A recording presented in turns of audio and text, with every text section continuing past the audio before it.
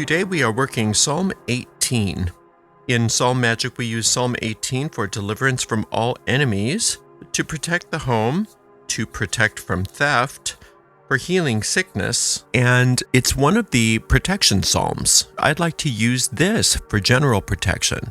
Anytime you feel any kind of threat or you feel vulnerable, this is a great psalm to come to. It is a bit long, so buckle in. We will get through it, but it's worth it.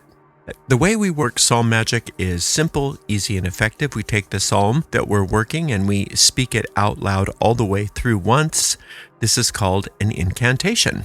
Once we've finished with that incantation, we go back through the psalm and we consider each verse one at a time. We dig for hidden meanings behind each of those verses. Those we see as magic seeds, and it's by digging, searching, and applying what we find in these verses that we are in effect taking those magic seeds and planting them in the depths of our mind, where they take root, they grow, they blossom forth, and they bear fruit after their kind. And that is exactly what you and I are going to do together right now with Psalm 18. I will love thee, O Lord, my strength. The Lord is my rock and my fortress and my deliverer, my God, my strength, in whom I will trust, my buckler and the horn of my salvation and my high tower. I will call upon the Lord, who is worthy to be praised. So shall I be saved from mine enemies. The sorrows of death compassed me, and the floods of ungodly men made me afraid. The sorrows of hell compassed me about, the snares of death prevented me. In my distress I called upon the Lord, and I cried unto my God. He heard my voice out of his temple, and my cry came before him, even into his ears. Then the earth shook and trembled. The foundations also of the hills moved and were shaken, because he was wroth. There went up a smoke out of his nostrils, and fire out of his mouth devoured. Coals were kindled by it. He bowed the heavens also, and came down. His darkness was under his feet. And he rode upon a cherub, and did fly. Yea, he did fly upon the wings of the wind. He made darkness his secret place. His pavilion round about him were dark waters, and thick clouds of the skies. At the brightness that was before him his thick clouds passed, hail, stones, and coals of fire. The Lord also thundered in the heavens, and the highest gave his voice, hailstones and coals of fire. Yea, he sent out his arrows and scattered them. He shot out lightnings and discomfited them. Then the channels of waters were seen. The foundations of the world were discovered at thy rebuke, O Lord, at the blast of the breath of thy nostrils. He sent from above. He took me. He drew me out of many waters. He delivered me from my strong enemy and from them which hated me, for they were too strong for me. They prevented me in the day of my calamity. But the Lord was my stay. He brought me forth also into a large place. He delivered me because he delighted in me. The Lord rewarded me according to my righteousness. According to the cleanness of my hands hath he recompensed me. For I have kept the ways of the Lord, and have not wickedly departed from my God. For all his judgments were before me, and I did not put away his statutes from me. I was also upright before him, and I kept myself from mine iniquity. Therefore hath the Lord recompensed me according to my righteousness, according to the cleanness of my hands in his eyesight. With the merciful thou wilt show thyself merciful. With an upright man thou wilt show thyself upright. With the pure thou wilt show thyself pure. And with the froward thou wilt show thyself froward. For thou wilt save the afflicted people, but wilt bring down high looks. For thou wilt light my candle. The Lord my God will enlighten my darkness. For by thee I have run through a troop, and by my God have I leapt over a wall. As for God, his way is perfect. The word for the Lord is tried. He is a buckler to all those that trust in him. For who is God save the Lord? Or who is a rock save our God? It is God that girdeth me with strength, and maketh my way perfect. He maketh my feet like hinds' feet, and setteth me upon my high places. He teacheth my hands to war, so that a bow of steel is broken by mine arms.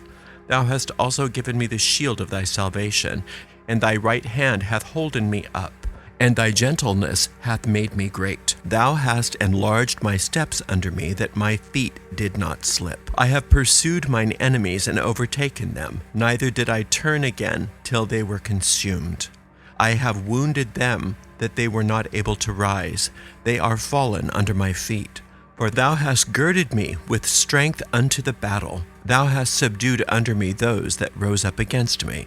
Thou hast also given me the necks of mine enemies, that I might destroy them that hate me. They cried, but there was none to save them, even unto the Lord, but he answered them not. Then did I beat them small as the dust before the wind. I did cast them out as the dirt in the streets. Thou hast delivered me from the strivings of the people. Thou hast made me the head of the heathen. A people whom I have not known shall serve me. As soon as they hear of me, they shall obey me. The strangers shall submit themselves unto me. The strangers shall fall away, and be afraid out of their close places. The Lord liveth, and blessed be my rock, and let the God of my salvation be exalted. It is God that avengeth me, and subdueth the people under me. He delivereth me from mine enemies. Yea, thou liftest me up above those that rise up against me. Thou hast delivered me from the violent man. Therefore will I give thanks unto thee, O Lord, among the heathen. Sing praises unto thy name. Great deliverance giveth he to his king, and showeth mercy to his anointed, to David and to his seed forevermore. This is another psalm dealing with a monarch that is speaking for the bulk of this psalm. And it's important that we understand that we need to become that monarch ourselves. Thinking in terms of tarot cards, the Emperor card calls us to see our lives as our empire and we as the leader of that empire. And so from that perspective, we approaching the need for protection as if we are that monarch, and our protection is not only for ourselves as individuals, but for all of that which is in our life.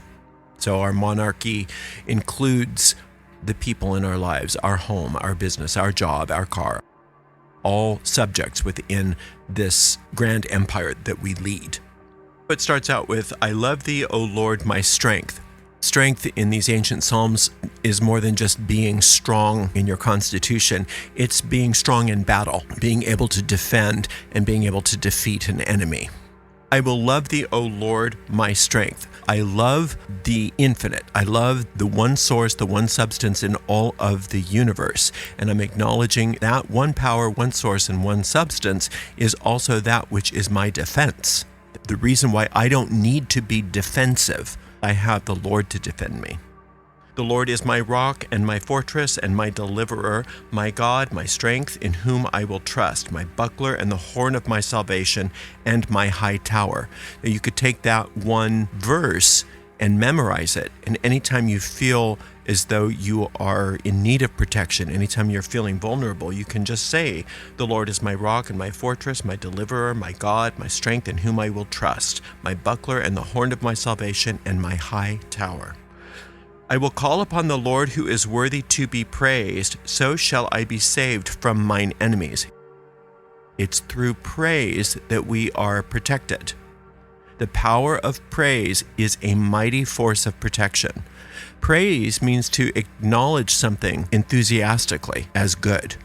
The Lord is that one power, that one source.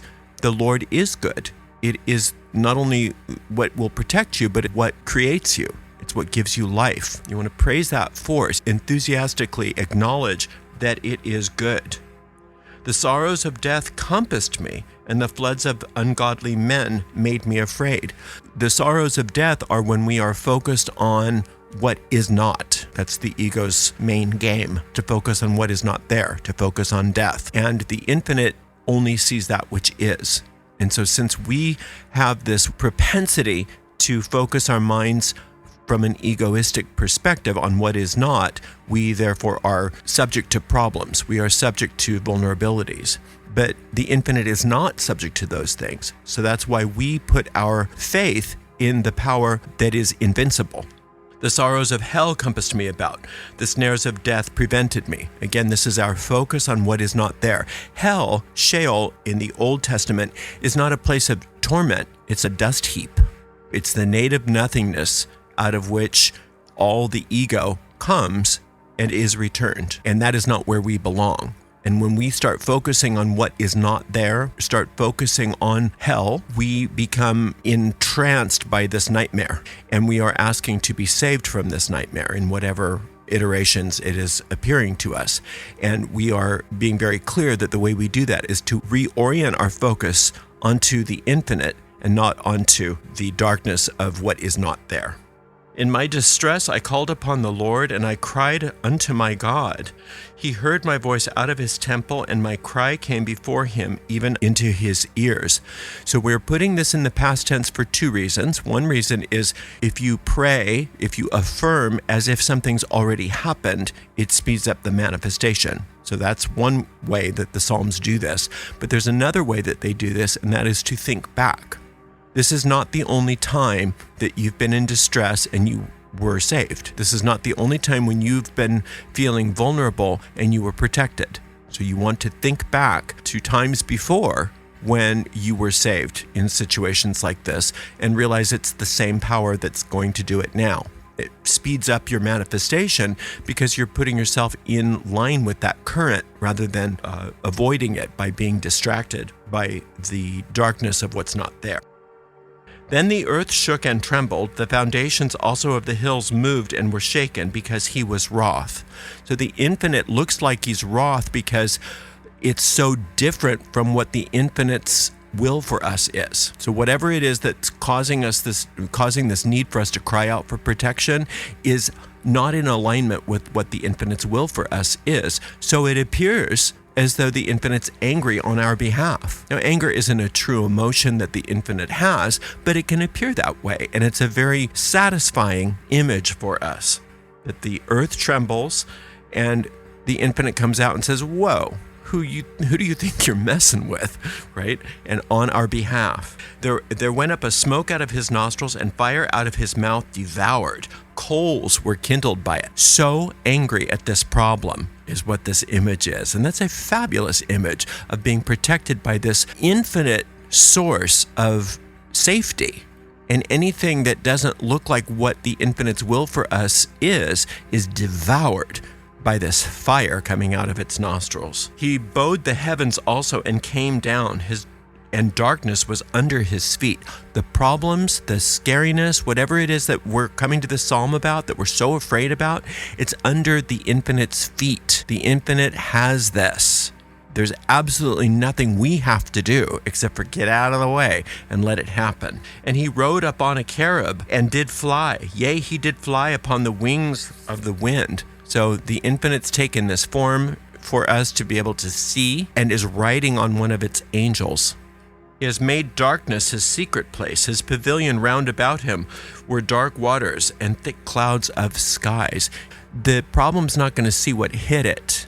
Whatever this is cannot withstand the power that the infinite is, and it will come out of nowhere, and it will take care of it for us. At the brightness that was before him, his thick clouds passed, hailstones and coals of fire, just raining down coals and hailstones, fire to assault that which is so scary to us. The Lord also thundered in the heavens, and the highest gave his voice, hailstones and coals of fire. Again with the hailstones and coals of fire. Just seeing whatever it is that's so scary for you being devoured by all of this. Maybe it's a financial thing. Well, it's been devoured.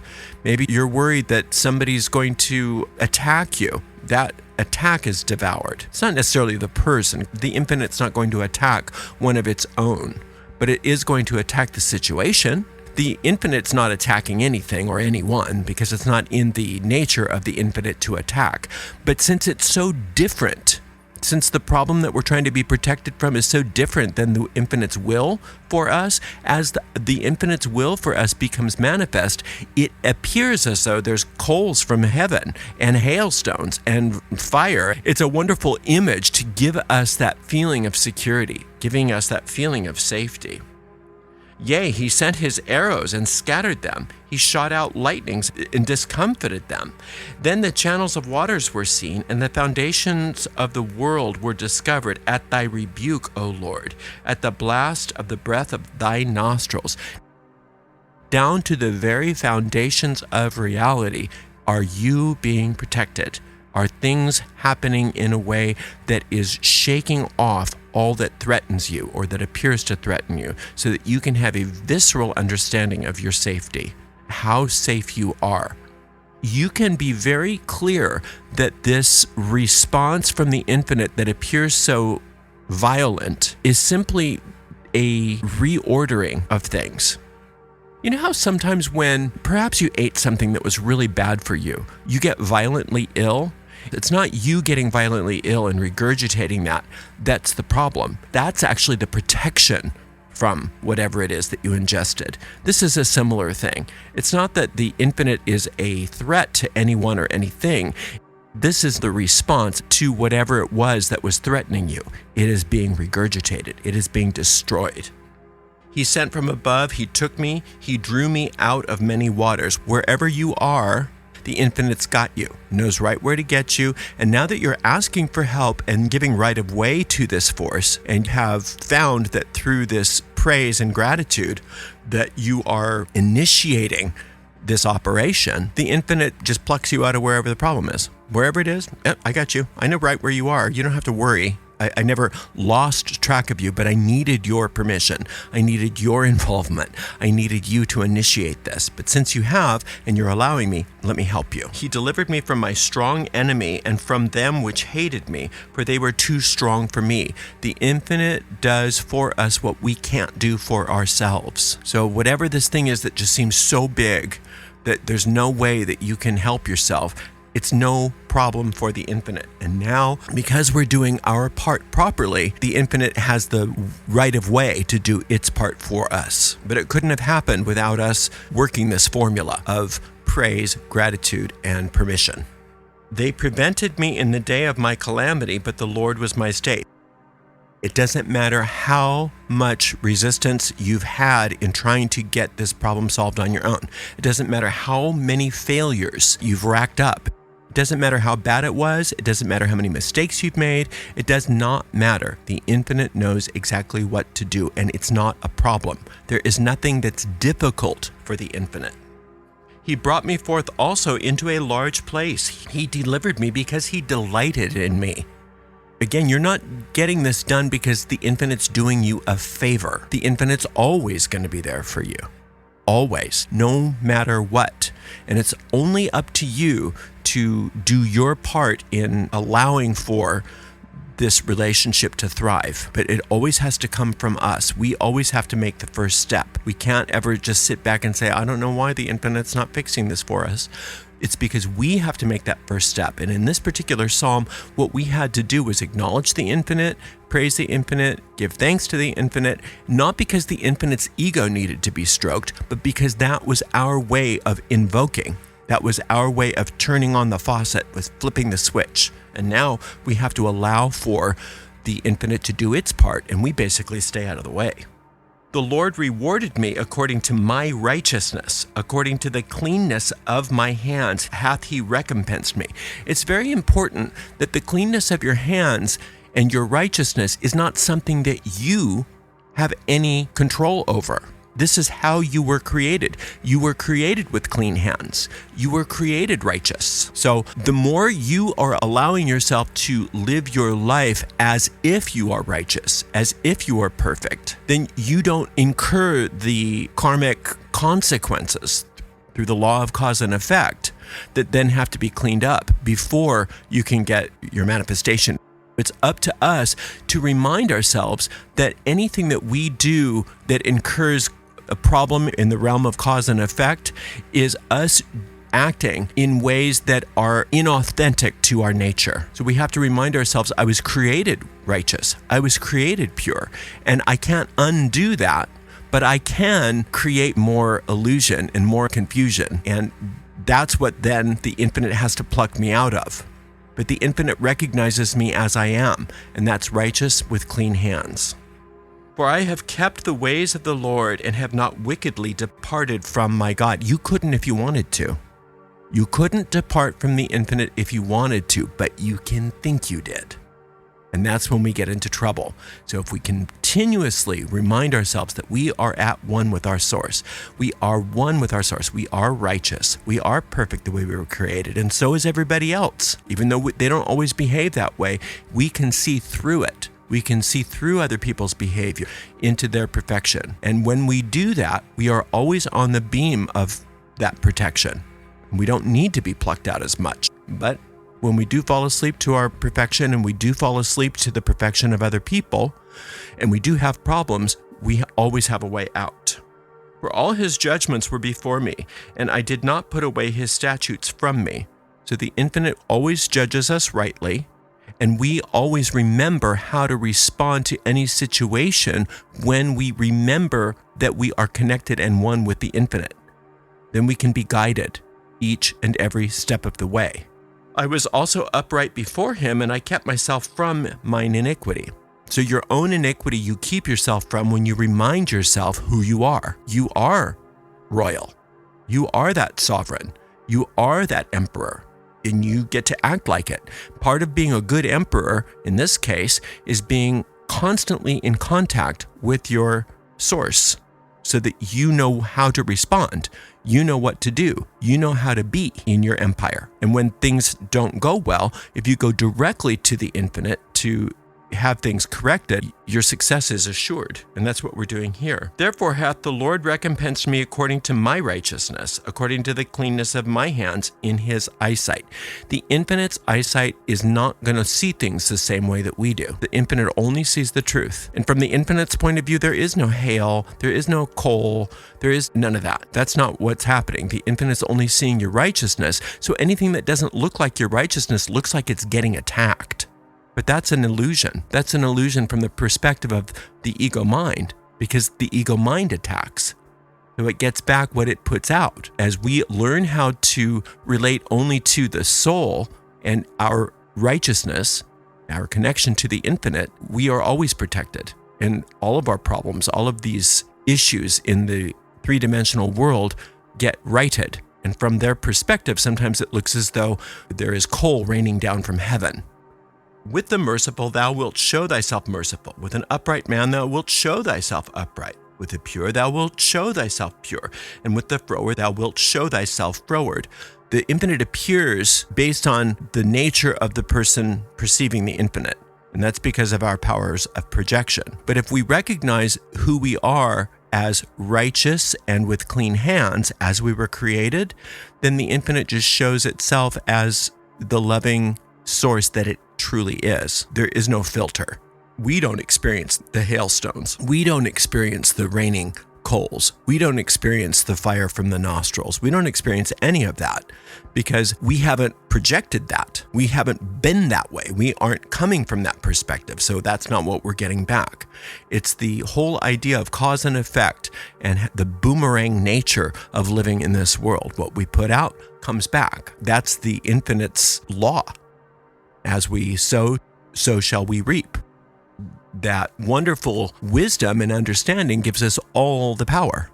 What we put out, we get back. So it's taught us several times in this psalm that our righteousness and our clean hands are the perspective and the lens through which we must see everything. And that way we get back that. Everything else gets the hailstones and the fire and coals. For thou wilt light my candle. For the Lord my God will enlighten my darkness. The enlightenment that we seek comes from this connection to our infinite source. That's the only thing that can enlighten us. And when we allow the enlightenment to happen, when we allow that candle within to be lit on our behalf, then we see things clearly and we realize that we don't really need this protection because we are safe. We are at one with our source and nothing can touch us. For by thee I have run through a troop, and by my God have I leapt over a wall. When we're in connection with our righteousness, with our purity, and with our source, there's nothing that we can't accomplish. As for God, his way is perfect. The word of the Lord is tried. He is a buckler to all those that trust in him. The infinite's way is the way. And one with this force is a majority, and nothing can stand against anyone who is one with this force. As we recognize this and remind ourselves of this, all is well, because the infinite's will is the same thing as our true will. The divine design of our lives then start to shine forth. Nothing can harm that. For who is God save the Lord, or who is a rock save our God? If we are looking to the world for our salvation, if we're looking for a specific outcome, if we're looking for a specific amount of money, if we're looking for a specific relationship, a specific whatever, job, car, if we're looking to the world to make us feel safe, we'll never find that safety. But if we're looking to the infinite, well, who is God save the Lord? Who is a rock save our God? That is safety. That is security, and there's nothing that can move you when you're one with that infinite. It is God that girdeth me with strength and make my way perfect.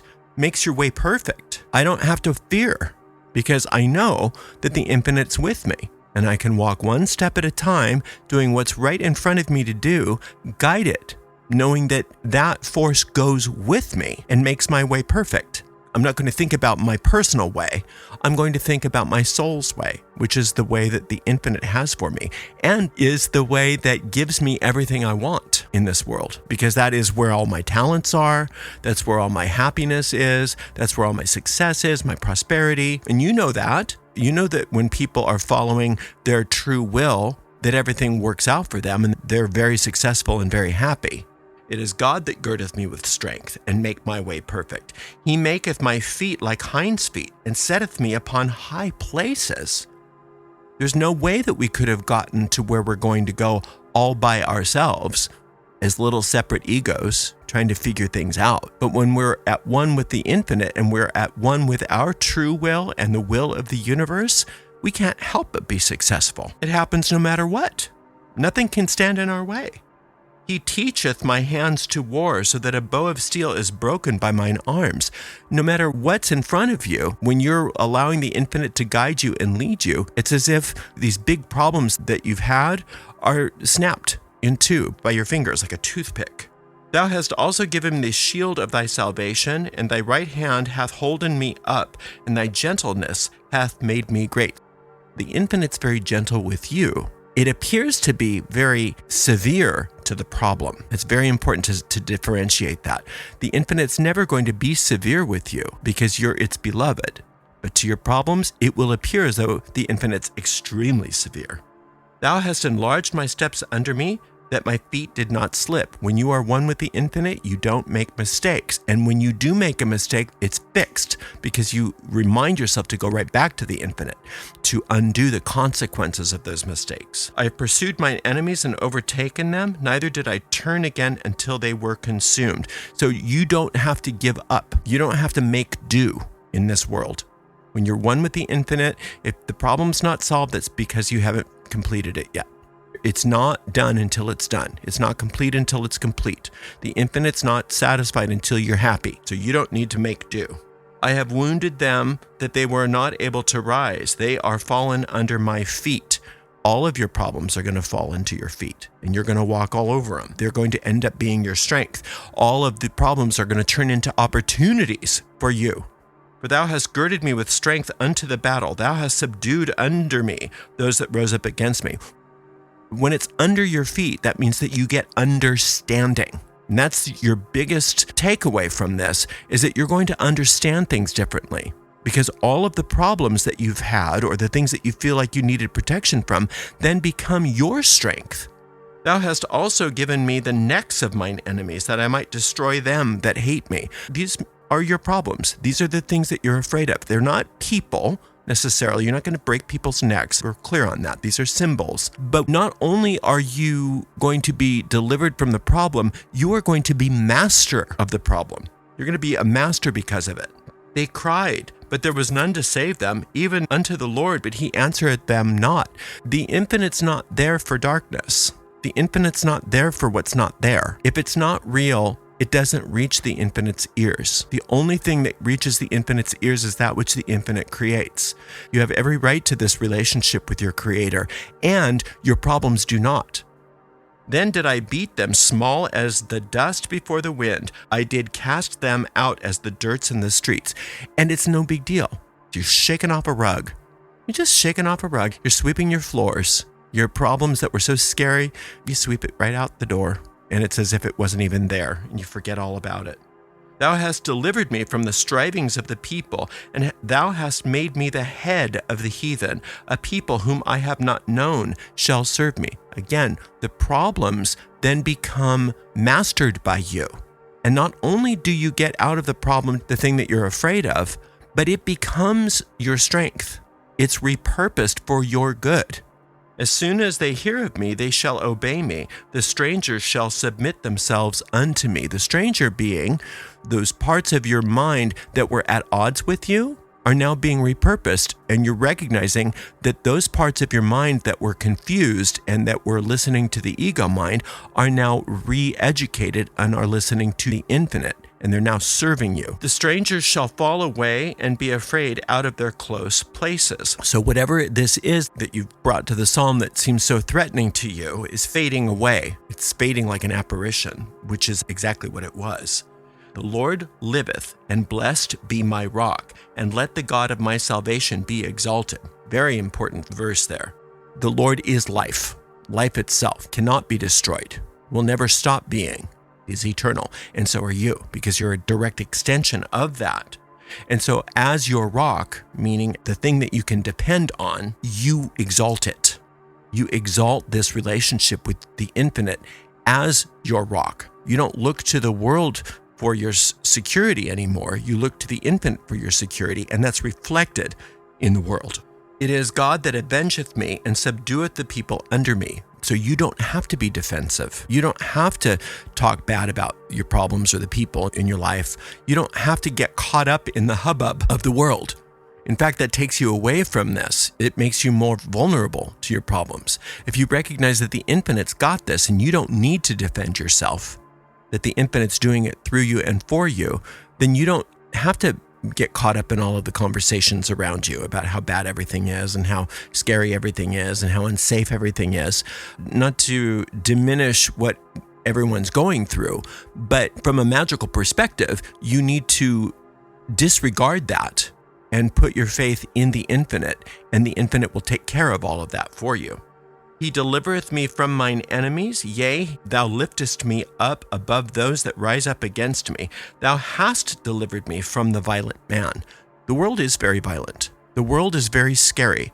The world is a lot of ego projections, and there is no end to the depravity of what the ego can come up with. So you can't look to the world and say, oh, I hope it gets better. It's not going to all by itself. It's not in the nature of the world to do anything other than reflect back what everybody's projecting onto it.